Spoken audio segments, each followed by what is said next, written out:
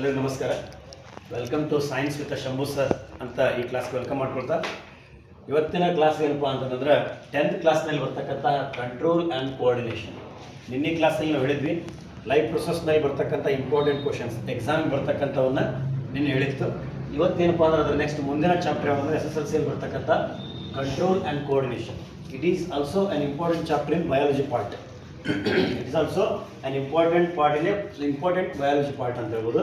So next one, ಇದರೊಳಗಡೆ ಬರ್ತಕ್ಕಂಥ important ಕ್ವಶನ್ಸ್ಗಳು ಯಾವುವು, ಆಮೇಲೆ ಇದು ಎಷ್ಟು ಮಾರ್ಕ್ಸಿಗೆ ಬರ್ಬೋದು ಅಂತಂದ್ರೆ 6 ಇಂದ 7 ಮಾರ್ಕ್ಸ್, ಆಲ್ಮೋಸ್ಟ್ ಆಲ್ 6 ಮಾರ್ಕ್ಸೇ ಈ ಚಾಪ್ಟರ್ ಬರ್ತೈತಿ. ಇದ್ರಾಗ ಇಂಪಾರ್ಟೆಂಟ್ ಚಾಪ್ಟರ್ಗಳು ಯಾವಪ್ಪ ಅಂತಂದ್ರೆ ಇಂಪಾರ್ಟೆಂಟ್ ಕ್ವಶನ್ಸ್ ಯಾವಂದ್ರೆ ಈಗ ನೋಡ್ರಿ, ಒಂದೊಂದನ್ನು ಹೇಳ್ತಾನೆ ನಿಮಗೆ. ಫಸ್ಟಿಗೆ ನಿಮ್ಗೆ ನಾನು 1ನೇ chapter chemical reaction and equations, second one acid base and salt, and third one life process, and fourth one control and coordination. ಈ ಮೂರು ಚಾಪ್ಟರ್ಗಳ ಬಗ್ಗೆ ಕ್ವಶನ್ಸ್ನ already ಕೊಟ್ಟೇನೆ.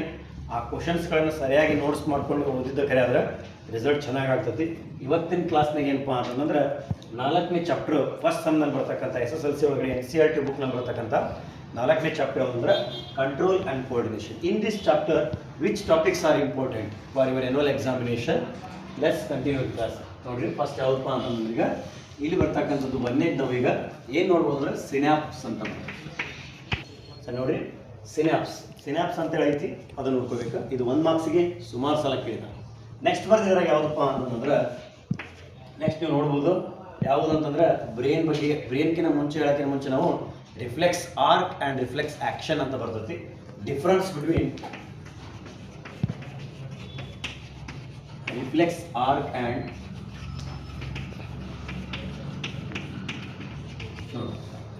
what are the differences between reflex arc and reflex action? ಇದು 2 ಮಾರ್ಕ್ಸ್ಗೆ ಭಾಳ ಸಲ ಕೇಳಿದಾರೆ. ಇನ್ನೂ ಸರಿಯಾಗಿ ನೆನ್ಪಿಟ್ಬಿಟ್ಟು ಈ chapter ಒಳಗಡೆ ಯಾವುದಪ್ಪ ಅಂದ್ರೆ ಕಂಟ್ರೋಲ್ ಆ್ಯಂಡ್ ಕೋಆರ್ಡಿನೇಷನ್. ನೆಕ್ಸ್ಟ್ ಬರ್ದಿದ್ರಾಗ ಯಾವ ಟಾಪಿಕ್ ಅಂತಂದ್ರೆ ಈಗ ಬ್ರೈನ್ ಬಗ್ಗೆ ನೋಡ್ಕೋಬೇಕು ನೀವು. ಬ್ರೈನ್ ಡಯಾಗ್ರಾಮ್ ಇರೋದ್ರಿಂದ ಬ್ರೈನ್ ಬಗ್ಗೆ ಜಾಸ್ತಿ ಕೇಳಲ್ಲ, ಬಟ್ ಅಂದ್ರೆ 1 ಮಾರ್ಕ್ಸಿಗೆ 2 ಮಾರ್ಕ್ಸಿಗೆ ಅದ್ರ ಬಗ್ಗೆ ಒಂದೊಂದು ಫಂಕ್ಷನ್ಸನ್ನು ಕೇಳಿದಾರೆ. Which is the largest part of the brain ಅಂತ ಕೇಳ್ತಾರೆ. ಆಮೇಲೆ ಫೋರ್ ಬ್ರೈನ್ ಬಗ್ಗೆ ಏನು ಮಾಡ್ತಾರೆ ಅಂದ್ರೆ ಫಂಕ್ಷನ್ಸ್ಗಳನ್ನು ಕೇಳ್ತಾರೆ. ಅದೇ ರೀತಿ ಏನಪ್ಪ ಅಂತಂದ್ರೆ ಬ್ರೈನ್ ಡಯಾಗ್ರಾಮ್ ಇಂಪಾರ್ಟೆಂಟ್. ಈ ಚಾಪ್ಟರಲ್ಲಿ ಬ್ರೈನ್ ಬರ್ತದಲ್ಲ 4 ಮಾರ್ಕ್ಸಿಗೆ ಭಾಳ ಸಲ ಕೇಳಿದಾರೆ ಬ್ರೈನನ್ನು.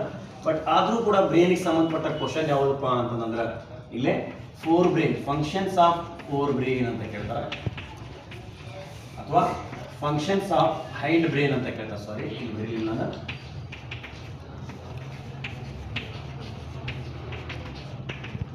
ಹೇಳ್ತಾ ನೋಡ್ರಿ, ಫಸ್ಟ್ ಒನ್ ಸಿನ್ಯಾಪ್ಸ್ ಅಂದ್ರೆ ಏನಂತ ಕೇಳ್ಬೋದು, ರಿಫ್ಲೆಕ್ಸ್ ಆರ್ಕ್ ಆ್ಯಂಡ್ ರಿಫ್ಲೆಕ್ಸ್ ಆ್ಯಕ್ಷನ್ಗಳನ್ನು ಕೇಳ್ಬೋದು. ನೆಕ್ಸ್ಟ್ ಒನ್ ಬ್ರೈನ್ ಡಯಾಗ್ರಾಮ್ ಭಾಳ ಇಂಪಾರ್ಟೆಂಟ್. ಬ್ರೈನ್ ಒಳಗಡೆ ಎಕ್ಸ್ಪ್ಲನೇಷನ್ ಕೇಳಿದ್ರೆ ಇವನು ಮಾತ್ರ ಭಾಳ ಸಲ ಕೇಳಿದ್ದಾರೆ. ಆಮೇಲೆ which is the largest part of the brain ಅಂತ ಹೇಳ್ತಾರೆ, ಸೆರೆಬ್ರಮ್ ಅಂತ ಹೇಳ್ಬೋದು ನಾವು, ಅದು ಕೂಡ ಭಾಳ ಇಂಪಾರ್ಟೆಂಟ್. ಅದನ್ನೊಂದು ಕ್ವಶನ್ ನೋಡ್ಕೋಬೇಕು. ನೆಕ್ಸ್ಟ್ ಬರೋದು ಯಾವುದಂದ್ರೆ ಇದೇ ಟಾಪಿಕ್ ಒಳಗಡೆ ಬರ್ತಕ್ಕಂತಹ ಮತ್ತೆ ಯಾವುದಪ್ಪ ಅಂತಂದ್ರೆ ಪ್ಲಾಂಟ್ ಹಾರ್ಮೋನ್ಸ್ ಅಂತ ಹೇಳ್ತೇವೆ ನಾವು, ಫೈಟೋ ಹಾರ್ಮೋನ್ಸ್ ಅಂತ ಹೇಳ್ತಾರೆ. ಇವಕ್ಕೆ ಮಾರ್ಕ್ ಮಾಡ್ಕೊಳ್ಳಿ ಅಥವಾ ಬರ್ಕೋಬೇಕು ನೋಟ್ಸಲ್ಲಿ. ಫೈಟೋ ಹಾರ್ಮೋನ್ಸ್ ಅಂತ ಹೇಳ್ತಾರೆ ನೋಡ್ರಿ. ಫೈಟೋ ಹಾರ್ಮೋನ್ಸ್ ಅಥವಾ ಪ್ಲಾಂಟ್ ಹಾರ್ಮೋನ್ಸ್ಗಳ ಬಗ್ಗೆ ಕೇಳ್ತಾರೆ.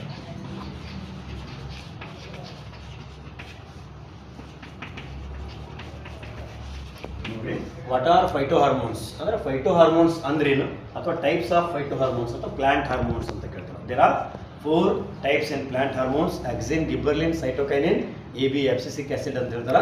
ಅವನು ನಿಮ್ಮ ಬುಕ್ ಒಳಗಡೆ ಇದಾವು. ಆ ಕ್ವಶನ್ಸ್ಗಳನ್ನ ನೋಡ್ಕೋಬೇಕು. ಯಾವಪ್ಪ ಅಂತಂದ್ರೆ ಫೈಟೋ ಹಾರ್ಮೋನ್ಸ್ ಅಥವಾ ಪ್ಲಾಂಟ್ ಹಾರ್ಮೋನ್ಸ್. ಇದು ಮಾತ್ರ 3 ಮಾರ್ಕ್ಸಿಗೆ ಭಾಳ ಇಂಪಾರ್ಟೆಂಟ್ ಕ್ವಶನ್ಸ್. ಯಾವುದಪ್ಪ ಅಂತಂದ್ರೆ ಫೈಟೋ ಹಾರ್ಮೋನ್ಸ್ ಅನ್ನೋದು ಅಥವಾ ಪ್ಲಾಂಟ್ ಹಾರ್ಮೋನ್ಸ್ ಅನ್ನೋ ಅಂತಕ್ಕಂಥ ಕ್ವಶನ್. ಏನು ಮಾಡಿದೆ ನಿಮ್ಗೆ synapse, reflex arc and reflex action, fore brain, hind ಬ್ರೈನ್ದು ಫೈಟೋ ಹಾರ್ಮೋನ್ಸ್. 4ನೇ ಕ್ವಶನ್ ಯಾವುದಪ್ಪ ಅಂತಂದ್ರೆ ಪ್ಲಾಂಟ್ ಹಾರ್ಮೋನ್ಸ್. ಇದನ್ನ ಆಲ್ರೆಡಿ ಹೇಳಿದ್ದೇನೆ ನಾನು, ಇದು ನೋಡ್ಕೋಬೇಕು. ನೆಕ್ಸ್ಟ್ ಬರೋದು ಯಾವುದಪ್ಪ ಅಂತಂದ್ರೆ ಇದರೊಳಗಡೆ ಮತ್ತೆ ಬರೋದು ಯಾವುದು ಅಂತಂದ್ರೆ ಅನಿಮಲ್ ಹಾರ್ಮೋನ್ಸ್ ಅಂತ ಕರೀತಾರೆ. ಅನಿಮಲ್ ಹಾರ್ಮೋನ್ಸ್ ಅಂತ ಕರೀತಾರೆ, ಅಥವಾ ಎಂಡೋಕ್ರೈನ್ ಗ್ಲ್ಯಾಂಡ್ಸ್ ಅಂತ ಕರೀತಾರೆ. ಎಂಡೋಕ್ರೈನ್ ಗ್ಲ್ಯಾಂಡ್ಸ್ ಒಳಗಡೆ ಥೈರಾಯ್ಡ್ ಗ್ಲ್ಯಾಂಡ್, ಪ್ಯಾಂಕ್ರೀಸ್ ಅವೆಲ್ಲ ಬರ್ತಾವೆ. ಬುಕ್ ಒಳಗಡೆ ಐತೆ ನೋಡ್ರಿ, ಎಂಡೋಕ್ರೈನ್ ಗ್ಲ್ಯಾಂಡ್ಗಳ ಬಗ್ಗೆ ಕೊಟ್ಟಿದ್ದಾರೆ.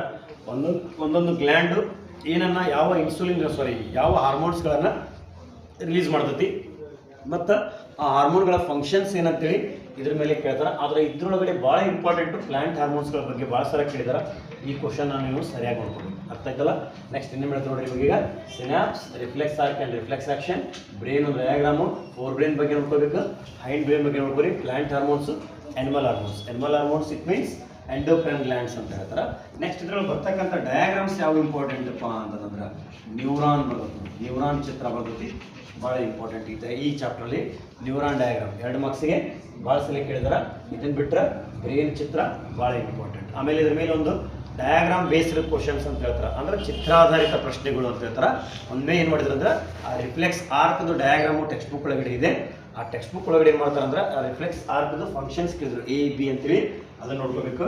ಅಥವಾ ಇಲ್ಲಿ ನೋಡಿ ಏನು ಹೇಳ್ತಾರೆ ಇಲ್ಲೇ, ಇವು 7th one diagram based questions ಬರ್ಬೋದು ಅಂತ ಹೇಳ್ತಾರೆ.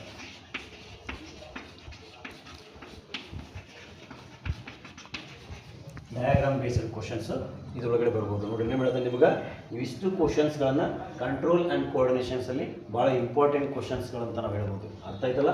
ಅದ್ರ ಜೊತೆಗೆ ಲಾಸ್ಟ್ ಯಾವುದಪ್ಪ ಅಂತಂದ್ರೆ ಇನ್ನೊಂದು ಬರ್ತೈತೆ ಎಕ್ಸಸೈಸ್ನಲ್ಲಿ ಇರ್ತದೆ ನೋಡ್ರಿ. ಇದು ಏನಪ್ಪ ಅಂತಂದ್ರೆ difference between nervous system and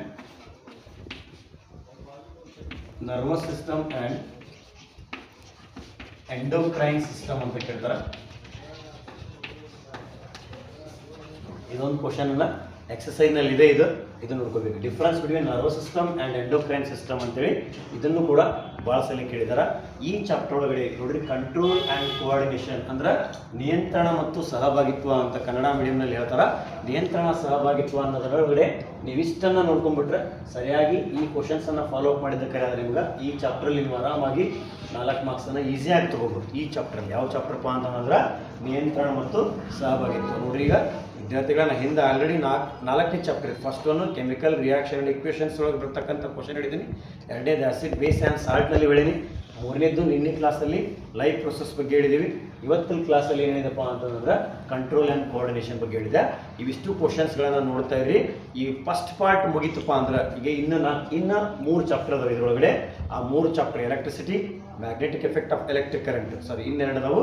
ಅವೆರಡನ್ನ ಹೇಳಿದ್ನಪ್ಪ ಅಂತಂದ್ರೆ ಒಟ್ಟಾರೆಯಾಗಿ ಫಸ್ಟ್ ಪಾರ್ಟ್ನಲ್ಲಿ ಬರ್ತಕ್ಕಂಥ ಇಂಪಾರ್ಟೆಂಟ್ ಕ್ವಶನ್ಸ್ಗಳನ್ನು ಒಂದು ವಿಡಿಯೋ ಮಾಡ್ತಾನಂತ. ಅದು ಪೂರಾ ಹಾಕಿ ಆ ಕ್ವಶನ್ಸ್ಗಳನ್ನು ನಿಮ್ಗೆ ಏನು ಮಾಡ್ತಾನಂತಂದ್ರೆ ಅದಕ್ಕೆ ಆನ್ಸರ್ ಬೇಕಿದ್ರೆ ಅವನ್ನೂ ಕೂಡ ನಿಮ್ಗೆ ಕೊಡ್ತಾನಂತ. ಬಟ್ ಕ್ವಶನ್ಸ್ ಯಾವ ರಿಪೀಟ್ ಆಗಿದಾವಲ್ಲ ಆ ಕ್ವಶನ್ಸು ಡಯಾಗ್ರಾಮ್ ಎನ್ಯುವಲ್ ಎಕ್ಸಾಮ್ಗೆ ಬಂದಿರಬೇಕು. ಸ್ಟೇಟ್ ಲೆವೆಲ್ ಅಂದರೆ ಬೋರ್ಡ್ನಿಂದ ಬಂದಿರತಕ್ಕಂಥ ಕ್ವಶನ್ ಪೇಪರ್ನಲ್ಲಿ ಇರ್ತಕ್ಕಂಥ ಕ್ವಶನ್ಗಳನ್ನು ನಿಮಗೆ ಪ್ರೊವೈಡ್ ಮಾಡ್ತಾನಂತ. ಅದ್ರದ್ದು ಒಂದು ವಿಡಿಯೋನ ಮಾಡ್ತಾನಂತ ಸಪ್ರೇಟಾಗಿ. ಇವು ಹಂತವಾಗಿ ಒಂದೊಂದು ಚಾಪ್ಟರ್ನ ಮೊದಲು ಮುಗಿಸೋಣಂತ. ಇವತ್ತಿಗೆ ಈ ಕ್ಲಾಸನ್ನು ಇಲ್ಲಿಗೆ ಮುಗಿಸ್ತಾ ಇದ್ದೀವಿ. ನೋಡ್ರಿ ನಾನು ಏನು ಮಾಡೋದು ಅಂತಂದ್ರೆ ಈ ಕ್ವಶನ್ಸನ್ನು ಕೊಟ್ಟಿದ್ದೀನಲ್ಲ ಇವನ್ನೆಲ್ಲರೂ ಬರ್ದು ತೆಗಿರಿ, ಪ್ರಾಕ್ಟೀಸ್ ಮಾಡಿರಿ. ನಿಮಗೆ ಈಸಿಯಾಗಿ ಈ ಚಾಪ್ಟರ್ ಕವರ್ ಆಗ್ತದೆ. ಈ ಬಯಾಲಜಿ ಒಳಗಡೆ 2 ಇಂಪಾರ್ಟೆಂಟ್ ಚಾಪ್ಟರ್ ಭಾಳ ಇಂಪಾರ್ಟೆಂಟ್ ಇವು. ಫಸ್ಟ್ ಸಮ್ ಒಳಗಡೆ life process, control and coordination, ಇವೆರಡನ್ನೂ ಸರಿಯಾಗಿ ನೋಡ್ಕೋರಿ ಅಂತ ಹೇಳ್ತಾ ಇವತ್ತಿನ ನಮ್ಮ ಕ್ಲಾಸನ್ನು ಇಲ್ಲಿಗೆ ಮುಗಿಸ್ತಾ ಇದ್ದೀವಿ. ಮತ್ತೆ ಏನು ಮಾಡ್ತಾನಪ್ಪ ಅಂತಂದ್ರೆ ನಾಳೆ ಮತ್ತೆ ಎಲೆಕ್ಟ್ರಿಸಿಟಿ ವಿದ್ಯುತ್ ಶಕ್ತಿಯಲ್ಲಿ ಬರ್ತಕ್ಕಂತಹ ಪ್ರಮುಖ ಕ್ವಶನ್ಗಳನ್ನು ನಿಮ್ಮೊಂದಿಗೆ ಡಿಸ್ಕಷನ್ ಮಾಡ್ತೀನಿ.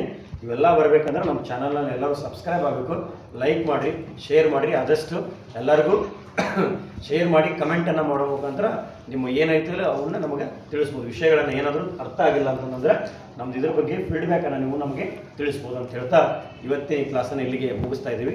ಧನ್ಯವಾದಗಳು.